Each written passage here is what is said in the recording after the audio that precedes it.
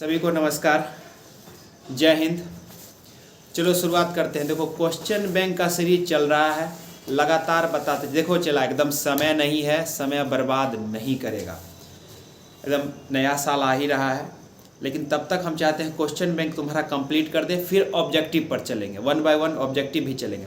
फिलहाल आज 2014 बता रहे हैं। सब क्वेश्चन बैंक सामने में निकाल लेगा और सामने में कॉपी भी रख लेगा, पेन भी रख लेगा और पहला क्वेश्चन देखेगा 2014 का। हम उम्मीद कर रहे हैं कि सबके सामने क्वेश्चन बैंक होगा और कॉपी भी निकाल लिया होगा। और जैसे जैसे हम बताते चलते हैं, जल्दी से 15 मिनट में उम्मीद करते हैं कि 20-25 क्वेश्चन बताने का कोशिश करते हैं। थोड़ा डिले हो जाएगा तो स्पीड करके देखेगा, इसमें कोई बड़ी बात नहीं है। चलो पहला क्वेश्चन देखो, 2014 का पहला क्वेश्चन अगर देखेगा तो हमको लगता है सबको पढ़ना चाहिए। पढ़ो तो सबको। विशाल कुमार पढ़ेगा क्वेश्चन। पहला क्वेश्चन कह रहा है, हम सबको पढ़ के सुना दे रहे हैं कि कॉपर के मुख्य अयस्कों का नाम बताइए। तो पहला क्वेश्चन कॉपर का एक अयस्क का नाम पूछ रहा है। तो इसमें तुम एक काम करेगा, जिसके पास जो क्वेश्चन बैंक है ना, उसका आंसर भी देखते चलेगा। 1 लाइनर क्वेश्चन है, इसको कहा जाता है 1 डे क्वेश्चन, मतलब एक दिन में एक लाइन का क्वेश्चन है। तो पहला क्वेश्चन क्या है कि कॉपर के अयस्क, तो उसका आंसर देख लेगा। कॉपर पायराइट दिया हुआ है, उसमें क्या दिया हुआ है? Copper pyrite. कॉपर पायराइट लिख देगा और कॉपर पायराइट का सूत्र लिख देगा CuFe और क्या है S2 लिख देगा। बात खत्म। 1 नंबर का क्वेश्चन, 1 नंबर तुमको मिल जाएगा। चलो पहला क्वेश्चन हो जाएगा। अब दूसरा क्वेश्चन देखो क्या कहता है, एक बार मन से पढ़ेगा। दूसरा क्वेश्चन हमें लगता है कि सब पढ़ रहा होगा। क्वेश्चन कहता है क्या कि पेप्टीकरण पद को परिभाषित करें। क्वेश्चन समझ में आ गया होगा। सरफेस केमिस्ट्री का क्वेश्चन है, जिसको हम पढ़ाए हैं, देखा होगा। पेप्टीकरण क्या है, उसका आंसर पढ़ेगा इत्मीनान से, मन ही मन पढ़ेगा, कोई बोलेगा नहीं बीच में। देखो पेप्टीकरण क्या है, उसको आंसर में एक लाइन में आंसर इसमें दिया हुआ है। ये मेरे पास है, आलोक का है, जिसके पास जो है वहाँ देख लेना। यहाँ है पेप्टाइड बनाने की क्रिया को पेप्टीकरण कहते हैं। तो इसमें कोई बड़ा दिमाग है नहीं, चुपचाप लिख देगा। पेप्टाइड बनाने की क्रिया को क्या कहते हैं? पेप्टीकरण कहते हैं। चलो तीसरा क्वेश्चन पाते हैं जल्दी से। तीसरा क्वेश्चन कहता है कि अयस्क में उपस्थित अशुद्धियों को क्या कहते हैं? इसको तो सबको पता होगा, जल्दी से आंसर देखो ना। अयस्क में उपस्थित अशुद्धियों को क्या कहते हैं? गैंग कहते हैं। लिखा हुआ है आंसर में, फटाफट समझ में आ गया। 3 क्वेश्चन बन चुका। चौथा क्वेश्चन देखो, कहता है NiCO4 में निकल की ऑक्सीकरण संख्या ज्ञात करें। तो NiCO4 चौथा नंबर क्वेश्चन यहाँ बोर्ड पे देख लेगा। NiCO इसका होल 4, इसमें कहता है Ni का ऑक्सीडेशन नंबर। बोर्ड पे देखेगा सब, जो भी मोबाइल में देख रहा है या जहाँ से भी बैठ के देख रहा है, जिसका निकाला तो उसको x मानते हैं। इसका 0 होता है, इंटू 4 करेंगे इक्वल टू कितना? 0 कर देंगे, x इक्वल टू 0 हो जाएगा। तो इसका ऑक्सीडेशन नंबर कितना हो जाएगा? 0। जल्दी से आंसर में देखो तो 0 लिखा हुआ होगा, हमको लगता है समझ गया। 5 नंबर क्वेश्चन पे आप। 5 नंबर क्वेश्चन कहता है विद्युत विच्छेदन का उपयोग किस में किया जाता है? विद्युत विच्छेदन मतलब समझता है? इलेक्ट्रोलिसिस, मतलब जैसे तोड़ दिया जाए।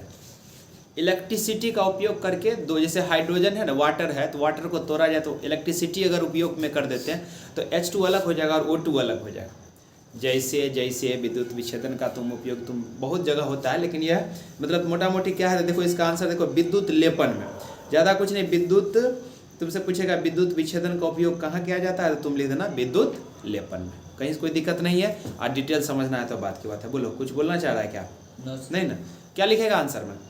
विद्युत विच्छेदन का उपयोग विद्युत लेपन में। 1 लाइन का आंसर है, फटाफट लिख। इसके बाद क्या कहता है? CH4 में कार्बन का संकरण। संकरण मतलब होता है हाइब्रिडाइजेशन, और हाइब्रिडाइजेशन हम बताए हैं, तुम लोग को पढ़ा होगा। इसी को प्रसंकरण, संकरण सब कहा जाता है। तो जब CH4 का, देखो बोर्ड पे देखेगा सब कि CH4 का जब हम स्ट्रक्चर देखते हैं तो यही है CH4। इसको CH4 जैसे यहाँ लिखते हैं तो इसको 4 बॉन्ड बना दिए। और तुमको हाइब्रिडाइजेशन निकालने का सूत्र बताया है कि sigma bond plus lone pair. यहाँ पे 3 गो, 1 2 3 4 गो सिग्मा बॉन्ड है, तो इसका कितना हो जाएगा? sp3। तो नॉर्मली ज़्यादा दिमाग नहीं लगाना रे, एक सीधा लिख देगा क्या कि CH4 में कार्बन का संकरण कितना होता है? sp3। आंसर मिल गया होगा सबको। चलो आगे बढ़ते हैं। ये देखो कितना, 7 नंबर क्वेश्चन को मार लो टिक, VVI करो कॉपी में। जिसके पास जो क्वेश्चन बैंक है टिक मारो उसको खूब, VVI। बहुत बार पूछा हुआ क्वेश्चन है। ओलियम का क्वेश्चन पढ़ेगा सब। ओलियम का सूत्र क्या है? तो ओलियम का सूत्र जल्दी से आंसर देखेगा, H2S2O7 पूछा हुआ है। ओलियम का सूत्र क्या है? बहुतों बार पूछता है, हर जगह। तुमको पॉलिटेक्निक पैरामेडिकल में भी ये क्वेश्चन दिखाई देगा, ओलियम का सूत्र क्या है। इतना इंपॉर्टेंट क्वेश्चन है। चलो उसके बाद उसके आगे बढ़ते हैं। H3PO3 में फास्फोरस की ऑक्सीकरण संख्या। हमको लगता है क्वेश्चन समझ में आ गया होगा। क्या बोल रहा है? 7 नंबर का आंसर नहीं पता। 7 नंबर क्वेश्चन, ओलियम का सूत्र क्या है? तो सूत्र तो है ये है H2 लिख देगा यहाँ पर H2 आओ 7, इसको क्या कहते हैं? ओलियम। देखो ना आंसर में मिल जाएगा, उसमें नहीं लिखा हुआ है आंसर में। तब चलो अगला 8 नंबर क्वेश्चन, H3PO3 में किसका कहता है ऑक्सीडेशन नंबर निकालने के लिए? बोलो न रे। पी। अरे मतलब जो मोबाइल में है धीरे से बोलेगा, अपने सुन के अपने सुन लेगा, मतलब बोल करके, यहाँ तक तो सुनाई नहीं देगा। तो देखो क्या है, हम लिख देते हैं बोर्ड पर H3। आराम से कॉपी में भी तुम प्रैक्टिस कर सकता है, मेरे साथ लिख भी सकता है। देखो H3 और PO3, तो फास्फोरस का कहा निकालने के लिए, तो निकालने का नियम बोर्ड पे देखेगा प्रिंस कुमार। ये हाइड्रोजन का होता है 1, इसका 3 करेंगे प्लस x करेंगे, प्लस ऑक्सीजन का होता है -2 गुना 3 करेंगे बराबर 0 कर देंगे। यहाँ से 3 + x - 6 हो जाएगा। देखो ना गुना करेंगे तो इज इक्वल टू 0, x - 3 हो जाएगा equal to 0, x is equal to कितना हो जाएगा +3। तो फास्फोरस का ऑक्सीडेशन नंबर, इसको जरूर लिख लेगा हिंट्स में कहीं भी। तो फास्फोरस का ऑक्सीडेशन नंबर देखो तो कितना लिखा हुआ, +3 लिखा हुआ है। 3 बोलो या +3 बोलो, बात एक है, नहीं कुछ रहता है तो 3 है प्लस हो ना, जाता तो इसको प्लस लिखो चाहे नहीं लिखो, लेकिन कोई मतलब नहीं बनता। 3 है तो 3 लिख देगा। हमको लगता है कि समझ गया होगा। अच्छा चलो उसके बाद अगला क्वेश्चन 9 नंबर मन से पढ़ेगा। 9 नंबर क्वेश्चन नौमा का, जो 9th 10th में तुम्हारा मम्मी पापा बताया होगा, मतलब जो भी मास्टर तुम लोग को 9वां 10वां में पढ़ाया होगा वो बताया होगा। देखो 9 नंबर क्वेश्चन को क्या करेगा, किसका कहता है निकालने के लिए? पढ़ो न रे। Cu कॉपर का। तो सबसे पहले ना कॉपर प्लस का कह रहा है निकालने के लिए।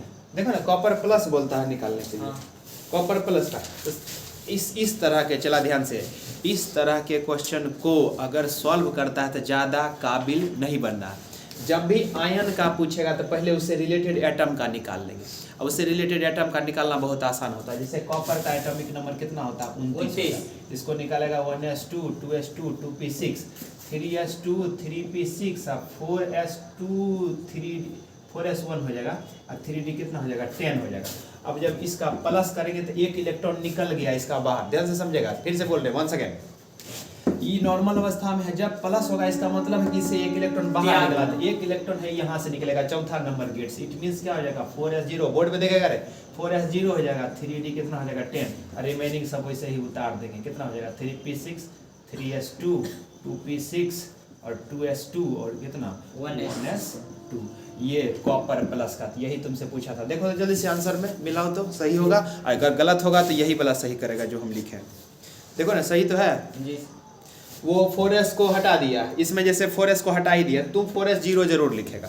जब भी लिखोगे तो 4s0 लिखोगे, इसका मतलब हो जाता है कि पहले था कॉपर में था, बट यहाँ जब एक प्लस किया तो यहाँ से वो निकल गया, इसलिए 0 हो गया।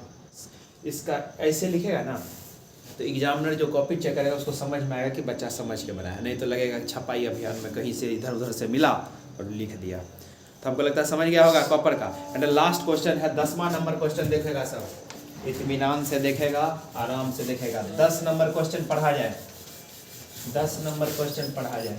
अच्छा अगर हम स्लो पढ़ा रहे होंगे तो स्पीड बढ़ा के देखेगा। 1.5 में देखेगा, 1.75 में नहीं देखेगा, 1.25 में देखेगा।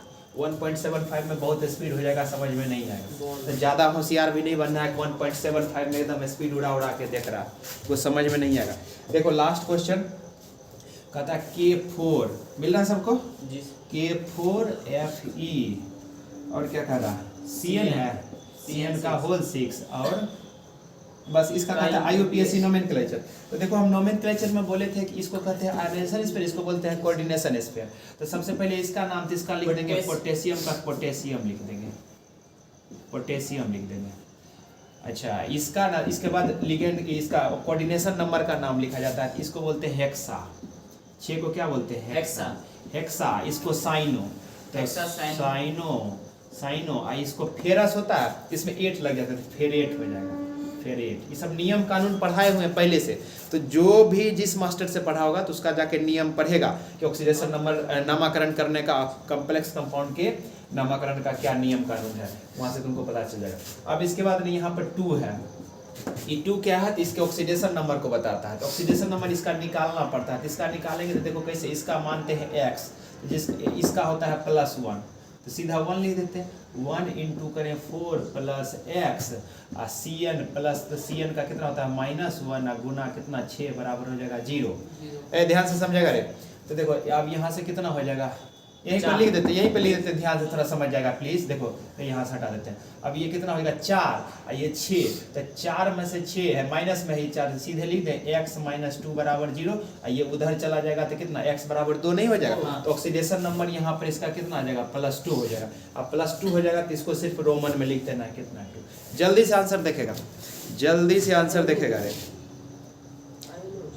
न जाने किस रूप में नारायण। आज एक गाना, अरे सुबह सुबह कौन गाना बज रहा था, बड़ा अच्छा यूट्यूब पर फेमस है गाना, किस रूप में नारायण मिल जाते हैं। बोलो ना जल्दी से। न जाने किस रूप, पता नहीं किस रूप में नारायण मिल जाते हैं, यही था। अरे बड़ी अच्छा गाना है, हमको तो बड़ा अच्छा लगता है। चलो 10 का 10 क्वेश्चन हो गया। आयन सर जी है इसमें। एक मिनट रुको। हाँ आयन है जी सर। अरे आयन हटा दो, काट दो आयन, सिर्फ इतना ही लिख देगा, इतना ही लिख देगा, बात खत्म। इसका लिए लिखने आयन है ही नहीं। अगर ये पूरा का पूरा है, इस पर प्लस होगा, इस पर माइनस होगा। इसको मिटा देते हैं 2 मिनट के लिए। देखो ये लड़का विशाल कुमार बैठा हुआ गधा कहता है उसमें आयन लिखा हुआ, जहां भी आयन लिखा हुआ उसको काट देगा, सिर्फ लिखेगा फेरेट 2 कर। क्यों आयन नहीं कहे, देखो किस लिए आयन है कि जब अगर इस पर चार्ज प्लस माइनस लिखा हुआ रहता है ना, तब आयन कहते हैं। अब यहाँ पर कोई चार्ज है नहीं है, तो चार्ज है नहीं तो उस पर आयन क्यों लिखेंगे, आयन तो आयन काट देना। इतना ही आंसर, यही सही आंसर एकदम। न खाता न बहिरे जे हम कहे वही सही, समझ गया। चलो ये एकदम यही सही है, दूसरा कोई गलत नहीं। चलो अब आ जाओ 11 नंबर क्वेश्चन पे। 11 नंबर थोड़ा सा चला बड़ा क्वेश्चन है, मन से पढ़ेगा आसानी से समझ में आ जाएगा। 11 नंबर विशाल देखो तो कितना टाइम हुआ इसमें, देखो जल्दी। 10 एक साथ ना खाता ना बही, जो बिहार बोर्ड का चेयरमैन कहे वो सही। बिहार देखो अभी जो क्वेश्चन तुम्हारा सेट होगा, बिहार बोर्ड का चेयरमैन है आनंद किशोर, वही सारा सेटअप करेगा। वो IAS ऑफिसर है और तुम लोग को फरवरी में एग्जाम दिलाने का श्रेय उसी को जाता है। पूरा ठंडा में करवा दिया सबको। पहले मार्च में होता था बिहार बोर्ड का एग्जाम 12th का। ये जब से 3-4 साल से यही बेचारे चेयरमैन हैं, दिल्ली में रहते हैं। ये बोले कि बच्चा को ठंडा में सोया रहता है, इसको पहले एग्जाम दिलाओ, तो 1 फरवरी सब एग्जाम होने लगा। तो ये एक अच्छा बात है कि टाइम से सब सेटअप कर दिया है, ये अच्छा बात कर दिया। चोरी तो थोड़ा बहुत चलता है। चलो 11 नंबर क्वेश्चन, विशाल कुमार बैठो जल्दी से। तो 11 नंबर क्वेश्चन हम पढ़ देते। कहता निम्नलिखित धातुओं को परिष्कृत करने के लिए कौन सी विधियां साधारण रूप से काम में लाई जाती है। तो निकेल का ना हम पढ़ाए हैं, जल्दी से आंसर देखो। तो उसमें देखो तो क्या है, निकेल का तो होगा वेपर फेज रिफाइनिंग। देखो इसका आंसर में 11 नंबर का क्वेश्चन में ए में जो है इसको बोलते हैं VAPOUR, vapour phase refining. Hindi में उसको बोलते हैं वाष्प अवस्था परिष्करण। वाष्प अवस्था मिला सबको? हमको लगता है देखना चाहिए। मिला? देखो न रे, ए हीरो, ए तुम तो और काबिल बन जाता है तुरंत में। लिखो जल्दी से। बैठ के खेलेगा, उसके बाद जो कहेंगे पढ़ने के लिए तो बैठ के हो गया होगा। गया की चलो हटा, छोड़ो ना, अब दोबारा बना दो, हटाओ।